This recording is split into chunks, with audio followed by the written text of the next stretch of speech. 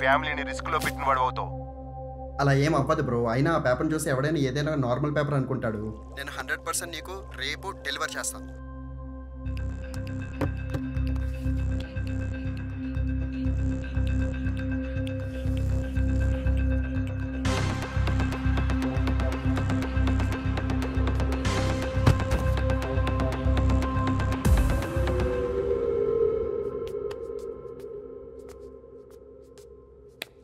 Agent కూడా ఇక్కడ ఉన్నాడు. నేను ఒకసారి ఏజెంట్తో మాట్లాడి టైర్ తీసుకొని బయలుదేరుతాను. ఉంటాను. మీ కేసుకి సంబంధించిన టైర్ని తీసుకొచ్చాను సార్.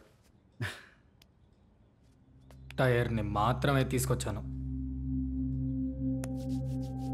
కొంచెం లోపలికి వెళ్ళి మాట్లాడుకుందాం ప్లీజ్.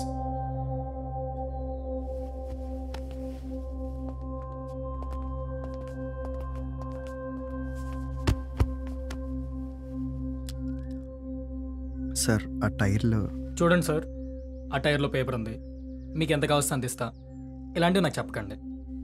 ఆ టైర్లో ఏముందో నాకు తెలుసు. దాని గురించి మీరు మర్చిపోతే చాలా బెటర్, మీకే మంచిది.